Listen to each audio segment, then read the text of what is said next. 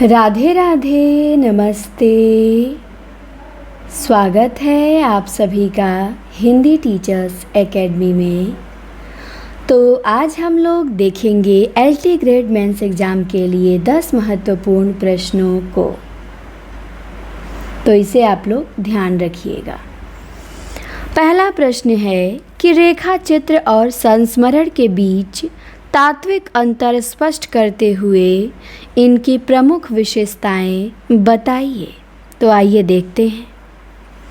हिंदी गद्य साहित्य में रेखा चित्र और संस्मरण दोनों ही अत्यंत महत्वपूर्ण लघु विधाएं हैं, जो अक्सर एक दूसरे के बहुत करीब प्रतीत होती हैं। दोनों में स्मृतियों का महत्व है, परंतु इनके प्रस्तुतिकरण और मूल भावना में सूक्ष्म परंतु महत्वपूर्ण अंतर। हेडिंग है संस्मरण का आधार। संस्मरण मुख्य रूप से लेखक की अपनी स्मृतियों पर आधारित होता है, जिसमें वह किसी व्यक्ति, घटना या दृश्य का वर्णन करता है, उसका प्रत्यक्ष और आत्मीय संबंध रहा हो। तो संस्मरण का मुख्य रूप से लेखक की अपनी स्मृतियों पर आधारित होता है, जिसमें वह किसी ऐसे व्यक्ति, घटना या दृश्य का वर्णन करता है जिससे उसका प्रत्यक्ष और आत्मीय संबंध रहा हो। अब है रेखा चित्र की तटस्थता। रेखा चित्र में लेखक शब्दों के माध्यम से किसी व्यक्ति या वस्तु का ऐसा सजीव चित्र उकेरता है कि पाठक के सामने एक बिंब प्रस्तुत हो जाए, और इसका तटस्थ रहना आवश्यक होता है। फिर है विषय वस्तु की भिन्नता।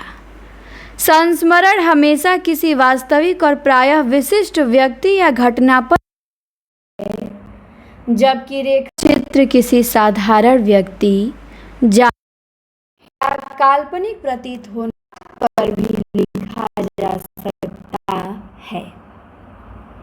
तो इनमें विषय वस्तु की भिन्नता क्या है कि संस्मरण हमेशा किसी वास्तविक और प्रायः विशिष्ट व्यक्ति या घटना पर लिखा जाता है, जबकि रेखा चित्र किसी साधारण व्यक्ति, जानवर या काल्पनिक प्रतीत होने वाले यथार्थ पर भी लिखा जा सकता है।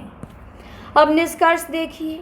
संस्मरण जहाँ अतीत की स्मृतियों का एक भावनात्मक और आत्मीय आख्यान है, वहीं रेखा चित्र शब्दों द्वारा खींचा गया एक ऐसा सजीव और तटस्थ चित्र है जो पाठक के मन मस्तिष्क पे अमिट छाप छोड़ता है। तो ये रहा निष्कर्ष। अब दूसरा प्रश्न है कि महादेवी वर्मा के रेखा चित्रों में अभिव्यक्त सामाजिक यथार्थ और करुणा का मूल्यांकन कीजिए। तो आइए करते हैं। महादेवी वर्मा हिंदी रेखा चित्र और संस्मरण विधा की आधार स्तंभ मानी जाती हैं। उनकी रचनाओं अतीत के चलचित्र और स्मृति की रेखाएं में समाज के उपेक्षित, शोषित और हाशिए पर खड़े वर्ग का अत्यंत मार्मिक और सजीव चित्र देखने को मिलता है। फिर है निम्न वर्ग का यथार्थ चित्र।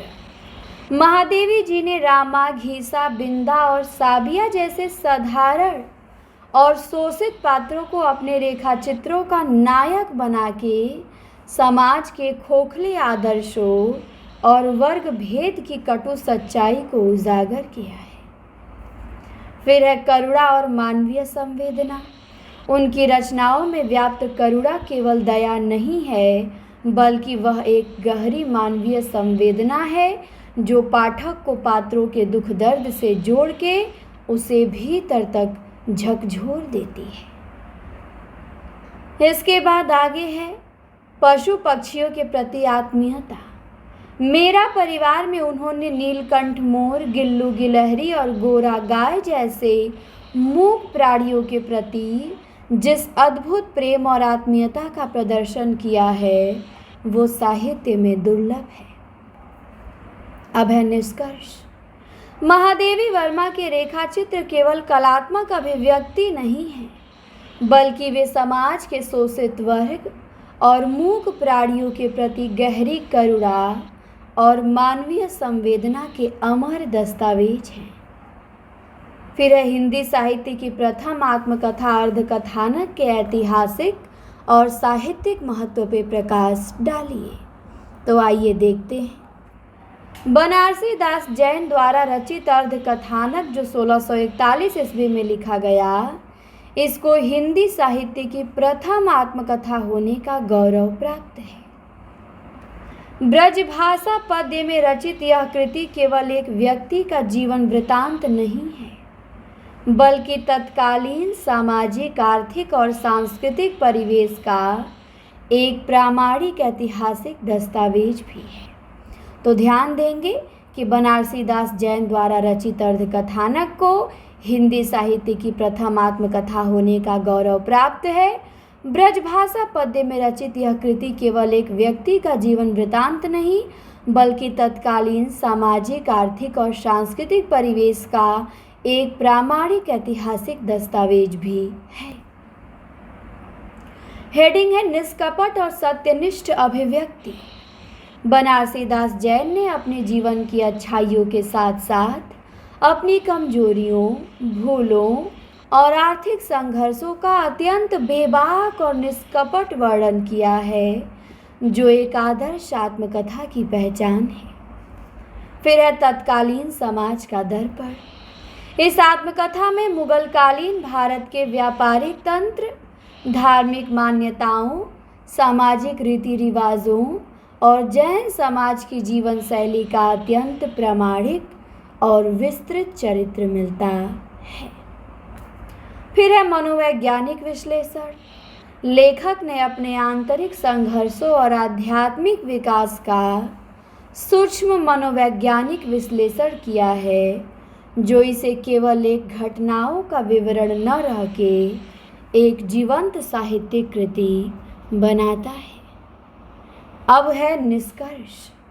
अर्धकथानक अपनी बेबाक सत्यनिष्ठा और युगबोध के कारण न केवल हिंदी की प्रथम आत्मकथा है, बल्कि 17वीं शताब्दी के उत्तर भारत का एक अत्यंत महत्वपूर्ण और जीवंत ऐतिहासिक स्रोत भी है।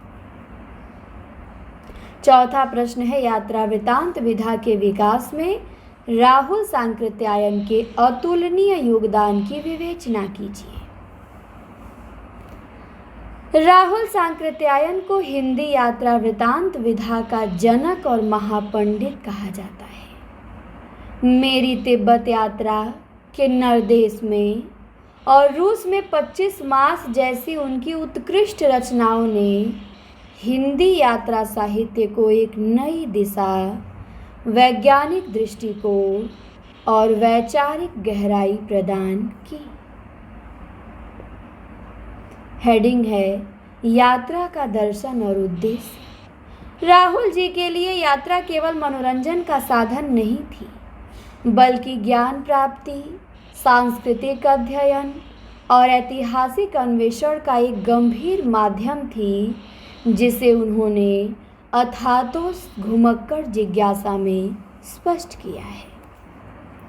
फिर है भौगोलिक और सांस्कृतिक प्रामाणिकता। उनके यात्रा वृतांतों में संबंधित स्थानों की भौगोलिक स्थिति, वहाँ के निवासियों की जीवन शैली, धर्म और सांस्कृतिक का अत्यंत सूक्ष्म, प्रामाणिक और वैज्ञानिक विश्लेषण मिलता है। फिर है रोचक और प्रवाहमयी शैली। गहन ऐतिहासिक और सांस्कृतिक तथ्यों से युक्त होने के बावजूद उनकी वर्णन शैली इतनी रोचक, जीवंत और प्रवाहमयी है कि पाठक स्वयं को लेखक के साथ यात्रा करता हुआ महसूस करता है। अब आते हैं निष्कर्ष पे।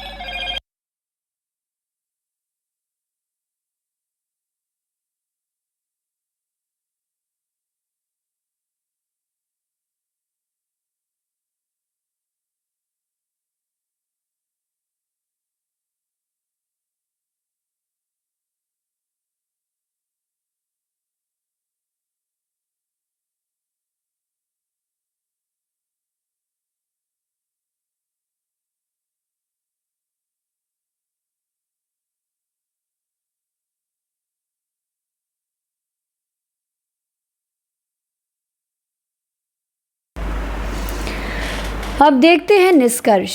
राहुल सांकृत्यायन ने यात्रा वृत्तांत को मात्र सैर सपाटे के विवरण से निकालकर ज्ञान विज्ञान, इतिहास और संस्कृति के एक प्रामाणिक साहित्यिक दस्तावेज के रूप में स्थापित करने का ऐतिहासिक कार्य किया है।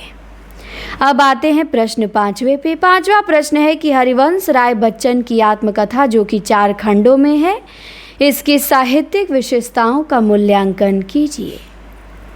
हरिवंश राय बच्चन की आत्मकथा क्या भूलूं क्या याद करूं, नीड़ का निर्माण फिर, बसेरे से दूर और 10 द्वार से सोपान तक हिंदी साहित्य की सर्वाधिक लोकप्रिय और उत्कृष्ट आत्मकथाओं में गिनी जाती है। यह केवल एक व्यक्ति का इतिहास नहीं बल्कि एक युग का इतिहास है। इसके बाद है ईमानदार और निर्भीक आत्मस्वीकृति। बच्चन जी ने अपने जीवन के प्रेम, संघर्ष, अभावों और व्यक्तिगत त्रासदियों का बिना किसी संकोच और दुराव छिपाव के अत्यंत पारदर्शी और निर्भीक शब्दों में वर्णन किया है। फिर है युगीन परिवेश का जीवंत चित्रण। इस आत्मकथा में तत्कालीन साहित्यिक परिवेश, इलाहाबाद की सांस्कृतिक पृष्ठभूमि, स्वाधीनता संग्राम की हलचल और मध्यम वर्गीय समाज के संघर्षों का अत्यंत सजीव और प्रामाणिक अंकन मिलता है। फिर है काव्यात्मक और प्रवाहमयी गद्य शैली। यद्यपि यह गद्य में लिखी गई है, परंतु इसमें बच्चन जी की कवि सुलभ भावुकता, काव्यात्मक लालित्य और भाषा की रवानगी इसे एक महाकाव्यात्मक विस्तार और प्रभाव प्रदान करती है। निष्कर्ष देखिए, बच्चन जी की आत्मकथा अपनी असीम ईमानदारी, युगबोध और उत्कृष्ट काव्यात्मक गद्य शैली के कारण हिंदी साहित्य में आत्मकथा विधा का सर्वोच्च शिखर एक कालजयी रचना मानी जाती है।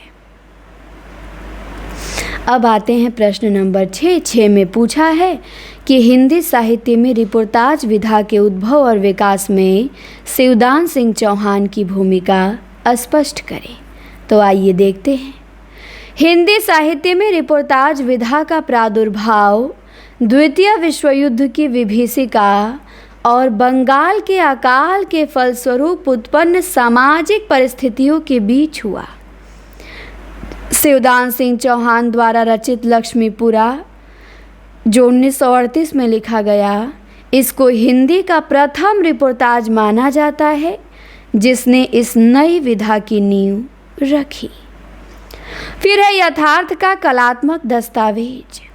शिवदान सिंह चौहान ने लक्ष्मीपुरा के माध्यम से पत्रकारिता के तथ्यात्मक विवरण और साहित्य की कलात्मक संवेदना का ऐसा अद्भुत समन्वय किया जिसने रिपोर्टाज को एक स्वतंत्र साहित्यिक विधा का दर्जा दिलाया।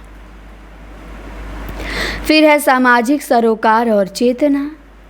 चौहान जी ने अपने रिपोर्टाजों में समाज के उपेक्षित वर्गों की पीड़ा, उनके संघर्षों और तत्कालीन सामाजिक राजनीतिक विसंगतियों को अत्यंत निर्भीक और प्रभावी ढंग से उजागर किया है। फिर है नई शिल्प विधि का सूत्रपात। उन्होंने इस विधा को एक नई गतिशील भाषा, चित्रात्मक शैली और त्वरित प्रभाव वाली शिल्प विधि प्रदान की, जिसने बाद में फणीश्वरनाथ रेणु और धर्मवीर भारती जैसे रचनाकारों का मार्गदर्शन किया। अब आता है निष्कर्ष। शिवदान सिंह चौहान का लक्ष्मीपुरा केवल हिंदी का प्रथम रिपोर्टाज नहीं, बल्कि यह पत्रकारिता की तथ्यपरकता और साहित्य की संवेदनशीलता के सटीक मिश्रण से जन्मी एक सशक्त विधा का प्रस्थान बिंदु है। इसके बाद 7वां प्रश्न है कि विष्णु प्रभाकर रचित जीवनी आवारा मसीहा की विषय वस्तु और महत्ता पे प्रकाश डालिए। विष्णु प्रभाकर द्वारा लिखित आवारा मसीहा बांग्ला साहित्य के कालजयी कथाकार शरत चंद्र चट्टोपाध्याय के जीवन पर आधारित एक उत्कृष्ट जीवनी है। इसे पूरा करने में लेखक को 14 वर्ष का लंबा समय लगा, जो इसके शोध की गहनता को प्रमाणित करता है। अब है शरत चंद्र के अंतर्द्वंद का मनोवैज्ञानिक चित्रण।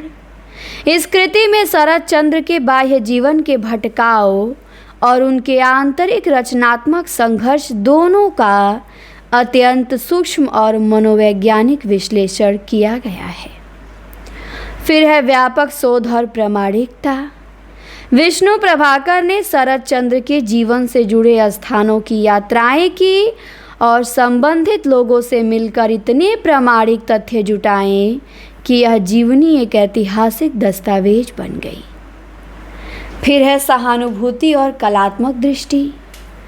लेखक ने आवारा समझे जाने वाले शरत चंद्र के भीतर छिपे मसीहा मानवीय संवेदनाओं के पैरोकार को अत्यंत कलात्मक, संवेदनशील और मार्मिक गद्य शैली में पाठकों के समक्ष प्रस्तुत किया है। अब निष्कर्ष है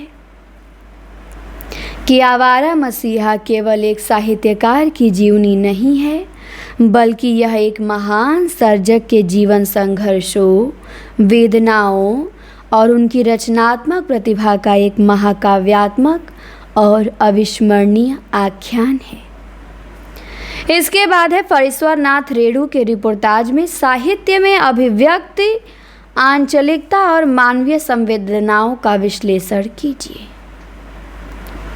फणीश्वर नाथ रेणु ने हिंदी रिपोर्टाज विधा को अपनी आंचलिक चेतना और गहरी मानवीय संवेदनाओं से एक नई ऊंचाई प्रदान की। उनकी रचनाओं ऋणजल धनजल, नेपाली क्रांति कथा और श्रुत अश्रुत पूर्व में पत्रकारिता का यथार्थ और साहित्य की आत्मा दोनों एक साथ धड़कते हैं। अब है प्राकृतिक आपदाओं का मार्मिक चित्रण। ऋणजल धनजल में रेणु जी ने कोसी नदी की विनाशकारी बाढ़ और बिहार के भयंकर सूखे का आंखों देखा, रोंगटे खड़े कर देने वाला और अत्यंत मार्मिक चित्र प्रस्तुत किया है। फिर है आंचलिक भाषा और लोक संस्कृति। उनके रिपोर्टाजों में मिथिलांचल की ठेठ भाषा, वहाँ के लोकगीतों, मुहावरों और ग्रामीण जीवन की धड़कन का इतनी सहजता से प्रयोग हुआ है कि पूरा अंचल जीवन जीवंत हो उठता है। इसके बाद है जन संघर्ष और सामाजिक यथार्थ। रेणु जी ने केवल आपदाओं का नहीं, बल्कि उन आपदाओं के बीच आम आदमी के जीवट व्यवस्था की संवेदनहीनता और जनता के अड़िग संघर्ष का यथार्थ परक अंकन किया है। अब है निष्कर्ष। फणीश्वर नाथ रेणु के रिपोर्टाज अपनी ठेठ आंचलिकता, सजीव भाषा शैली और बाढ़ सूखे की विभीषिका में पिसते आम आदमी की पीड़ा के अत्यंत सशक्त और संवेदनात्मक दस्तावेज हैं। अब आते हैं प्रश्न नंबर 9 पे। 9 में दिया है कि राम वृक्ष बेनीपुरी के रेखा चित्र माटी की मूर्ति में ग्रामीण जीवन के यथार्थ पे चर्चा कीजिए। राम वृक्ष बेनीपुरी हिंदी के उन गिने चुने शैलीकारों में हैं जिन्होंने रेखा चित्र विधा को ग्रामीण मिट्टी की सौंधी महक से जोड़ दिया और उनकी प्रसिद्ध कृति माटी की मूर्ति ग्रामीण जीवन के यथार्थ, वहाँ के सीधे साधे परंतु जीवट वाले चरित्रों का अत्यंत सशक्त और सजीव दस्तावेज है। फिर है ग्रामीण चरित्रों का जीवंत अंकन। बेनीपुरी जी ने रजिया, बलदेव सिंह और मंगर जैसे गांव के अत्यंत साधारण और उपेक्षित पात्रों के जीवन संघर्ष और उनकी मानवीय गरिमा को अपने रेखा चित्रों का मुख्य विषय बनाया है। फिर है ओजस्वी और चित्रात्मक भाषा। उनकी भाषा में एक अद्भुत ओज, प्रवाह और चित्रात्मकता है। वे कम से कम शब्दों में भी किसी पात्र या दृश्य का ऐसा सजीव चित्र उकेर देते हैं जो पाठक के मन में बस जाता है। फिर है सामाजिक कुरीतियों पे प्रहार। इन रेखा चित्रों के माध्यम से लेखक ने ग्रामीण समाज में व्याप्त जातिवाद, अंधविश्वास, सामंती शोषण और अज्ञानता पे अत्यंत तीखा और करुणापूर्ण प्रहार किया है। फिर है निष्कर्ष। माटी की मूर्ति केवल रेखाचित्रों का संग्रह नहीं है, बल्कि यह बेनीपुरी जी की ओजस्वी लेखनी द्वारा उकेरा गया ग्रामीण भारत की आत्मा, उसके दुख दर्द और उसकी जिजीविषा का एक अमर महाकाव्य है। अब आते हैं प्रश्न नंबर 10। दिया है अज्ञेय के यात्रा वृत्तांतों जैसे अरे यायावर रहेगा याद की दार्शनिक और साहित्यिक विशेषताओं का उल्लेख कीजिए। तो आइए देखते हैं। सच्चिदानंद हीरानंद वात्स्यायन अज्ञेय के यात्रा वृत्तांत हिंदी साहित्य में अपनी विशिष्ट वैचारिक और दार्शनिक पुट के लिए जाने जाते हैं। अरे यायावर रहेगा याद और एक बूंद सहसा उछली जैसी रचनाओं में उन्होंने यात्रा को मात्र स्थान परिवर्तन न मान के आत्म अन्वेषण का माध्यम बनाया है। फिर है प्रकृति और मानव का दार्शनिक संबंध। अज्ञेय जी ने अपनी यात्राओं में प्राकृतिक दृश्यों का केवल भौतिक वर्णन नहीं किया, बल्कि प्रकृति के साथ मनुष्य के गूढ़ आध्यात्मिक और दार्शनिक संबंधों को गहराई से रेखांकित किया है। फिर है सूक्ष्म पर्यवेक्षण और वैचारिकता।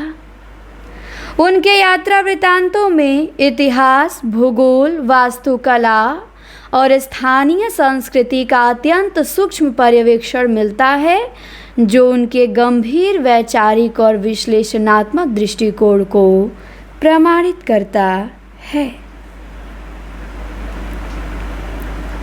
इसके बाद है उत्कृष्ट तत्संप्रधान भाषा शैली।